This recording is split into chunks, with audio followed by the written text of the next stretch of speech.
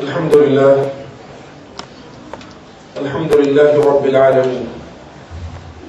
يا ربنا لك الحمد ملء السماوات وملء الأرض وملء ما بينهما وملء ما شئت من شيء بعد. يا ربنا لك الحمد كما ينبغي لجلال وجهك وعظيم سلطانك. يا ربنا لك الحمد حمدا كثيرا طيبا مباركا فيه. يا ربنا لك الحمد أنت قيوم السماوات والأرض ومن فيهن، ولك الحمد أنت نور السماوات والأرض ومن فيهن، ولك الحمد أنت الحق ووعدك حق ولقاؤك حق والجنة حق والنار حق والنبيون حق ومحمد حق والساعة حق. وأشهد أن لا إله إلا الله وحده لا شريك له القائل في محكم التنزيل: وعد الله الذين آمنوا منكم وعملوا الصالحات وعد الله الذين آمنوا منكم وعملوا الصالحات ليستخلفنهم في الأرض كما استخلف الذين من قبلهم وليمكنن لهم دينهم الذي ارتضى لهم وليبدلنهم من بعد خوفهم أمنا يعبدونني لا يشركون بي شيئا. وأشهد أن محمدا رسول الله نصير المستضعفين ورائد المجاهدين الصادقين الذي جاهد في الله حق جهاده حتى أتاه من الله اليقين، والذي بلغ الرسالة ونصح الأمة وكشف الغمة وجعلنا على المحجة البيضاء ليلها كنهارها لا يزيغ عنها إلا هالك. أما بعد، الإخوة المؤمنون، الإخوة الأحباب، الإخوة الأطهار، عشنا وإياكم منذ أيام قليلة بداية العام الهجري الذي هدى الله فيه أمير المؤمنين عمر بن الخطاب رضوان الله عليه أن يتخذه بداية للتقويم الإسلامي، لأن هجرة النبي صلى الله عليه وسلم كانت علامة بارزة بين مرحلتين: مرحلة الاستضعاف، مرحلة الاضطهاد للمؤمنين والتعذيب والكيد برسول الله صلوات الله وسلامه عليه إلى درجة القتل، كما أخبر رب العزة جل في علاه: وإذ يمكر بك الذين كفروا ليثبتوك أو يقتلوك أو يخرجوك ويمكرون ويمكر الله والله خير الماكرين. إذن بداية الهجرة كانت مرحلة فاصلة بين مرحلتين: مرحلة التمكين، مرحلة الانتصار، مرحلة الدولة الإسلامية، بل مرحلة معاملة الند للمشركين ولأهل الكتاب الذين كادوا الإسلام والمسلمين وتآمروا عليهم وحرضوا بعضهم البعض لمحاولة اجتثاث جذور دولة الإسلام من المدينة، ولكن خابوا وخاب فألهم وخاب كيدهم، لأن الله عز وجل رعى هذه الدعوة وهذه الرسالة ورعى صاحبها وأصحابه، وقاوم مكرهم بقوله: ويمكرون ويمكر الله والله خير الماكرين. إنهم يكيدون كيدا وأكيد كيدا فمهل الكافرين أمهلهم رويدا. لكن هذا الانتصار ما كان ليتم لولا تشكل نواة طلائعية أخلاقية إيمانية جسدت أخلاقها وعبادتها في الأمر الواقع، واتصفت بالصفات الكمالية التي حدثنا بها القرآن الكريم: الصبر والصدق والطهر والمحبة والرحمة والتعاون إلى آخر هذه الصفات الجميلة الكريمة التي تجسد منهجا أخلاقي في منهج الإسلام.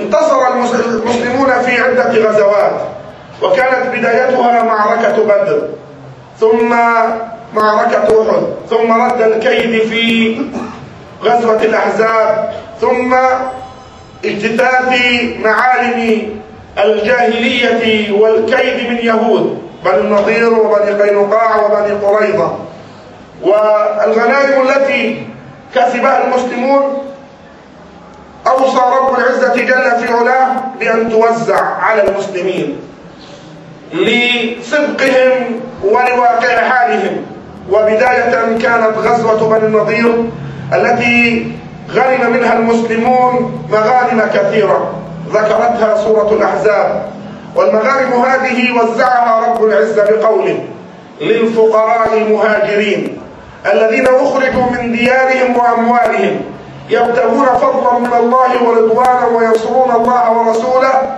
أولئك هم الصادقون. هذا واقع حال هؤلاء المهاجرين. للفقراء المهاجرين الذين أخرجوا من ديارهم وأموالهم يبتغون فضلا من الله ورضوانا وينصرون الله ورسوله أولئك هم الصادقون. الله عز وجل هو الذي يصف حالهم بأنهم صادقين، صادقين في إيمانهم، صادقين في جهادهم، صادقين في مقاومتهم للظلم والظالمين والمشركين والطواغيت من يهود وغيرهم، صادقين في توجههم، فوصفهم ربهم جل في علاه. نحن حينما نذكر هذه الآيات لا لكي نمتدح هؤلاء رغم أنهم تاج فوق رؤوسنا، إنما لكي نتشبه بهم ونتخلق بأخلاقهم ونروض أنفسنا على ما ساروا عليه حتى نستحق نصر الله الذي وعد. كما وعدهم فهو وعدنا بالنصر، لكن إن كنا مؤمنين. فلذلك إخواني وأحبائي، أنا من هذا المقام أخاطبكم وأخاطب المسلمين وأخاطب المنتمين إلى دائرة العمل الإسلامي وبالتحديد في دائرة التنظيمات الإسلامية أن يقيموا أنفسهم وفق هذا النهج القرآني للفقراء المهاجرين، أي أنهم خرجوا من ديارهم وأموالهم يبتغون فضلا من الله ورضوانه. إخواني وأحبائي، أنتم تذكرون وذكر غير كثير من خطبائنا ووعاظنا قصة صهيب رضوان الله عليه حينما هاجر من مكة إلى المدينة، طاردته قريش ورجالتها: جئتنا صعلوكا فقيرا لا حظ لك ولا مال وتغادرنا اليوم بأموالنا لم ندعك تصل إلى محمد صلى الله عليه وسلم. فقال لهم: أرأيتم إن دللتكم على مالي أتخلوا بيني وبين محمد لأصل إليه صلوات الله وسلامه عليه؟ قال: نعم. عبارات قليلة.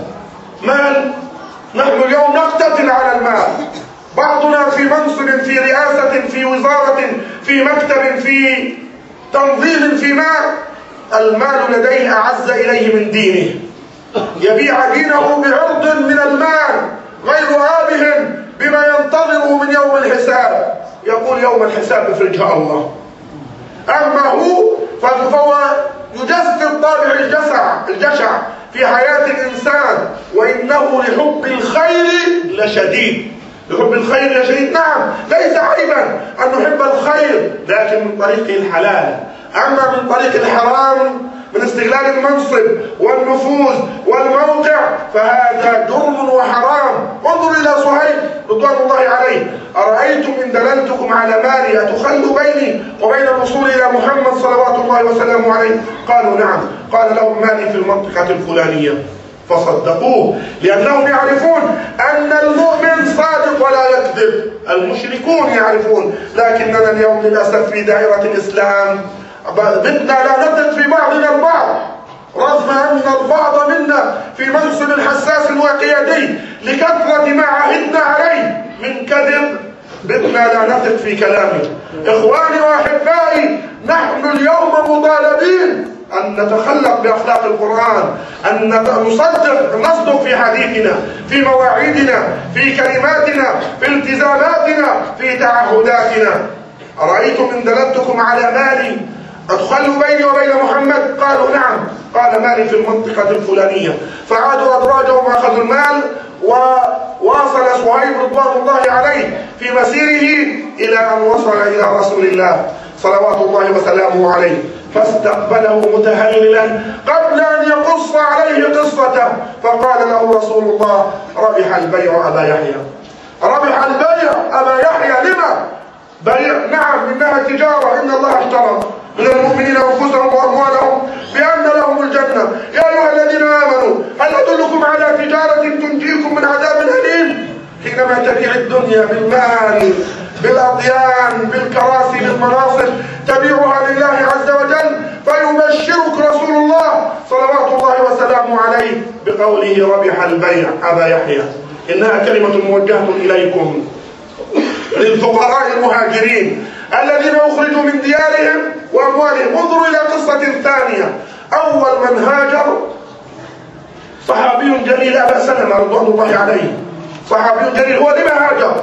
لأن البلاد ضاقت عليه أن يؤدي عبادته بحرية وبأريحية.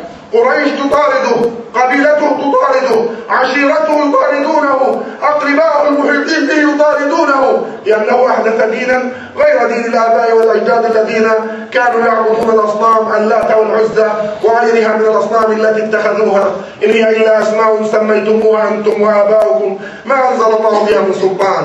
فضاقت عليه الأرض فأراد أن يخرج إلى أرض يعبد الله فيها بحرية، فخرج هو وزوجه أبا سلمة، وخرج هو وزوجه وولد صغير له. في الطريق لحق به أهل زوجته، فوالله لن ندعك تغلبنا على بنتنا، أنت تغلبنا على نفسك، أنت حر، اذهب إلى ما شئت، لكن بأي حق تأخذ بنتنا معك؟ قال فشدوا به وشد بهم فأخذ ابنتهم، وكان معها غلام صغير لأبي سلمة ولابنها. فحينما علم قوم أبو سلمة بفعل قوم أم سلمة وقفوا إليهم. أنتم وابنتكم أخذتموها، نعم، لكن بأي حق تأخذوا ابننا الطفل الصغير؟ بأي حق تأخذوه؟ ووقع الطفل الصغير في مشادة بين قوم أبيه وقوم أمه حتى خلعت ذراعه، فأخذه في النهاية آل أبو سلمة، فأصبحت الأم في جهة والأب في جهة والابن في جهة. الأب في جهة في المدينة، والأم في مكة عند أهلها، والابن عند أهل أبيه. للفقراء المهاجرين الذين أخرجوا من ديارهم وأموالهم يبتغون فضلا من الله ورضوانه. فكانت تخرج صباحا يوميا تبكي فراق الزوج وفراق الابن، تبكي ألم شديد. انظروا إلى واقعنا نحن اليوم، حينما يفقد أحدنا ولده كم يوم يبقى يبكي على ولده.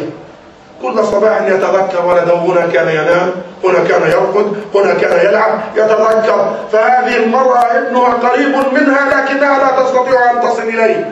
وذاك الرجل زوجته وابنه كان في متناول يديه، أخذ منه عنوة أبا سلمة رضوان الله عليه. هذا واقع المؤمنين الذين أوذوا في سبيل الله، فاستجاب لهم ربهم أني لا أضيع عمل عامل منكم من ذكر أو أنثى بعضكم من بعض.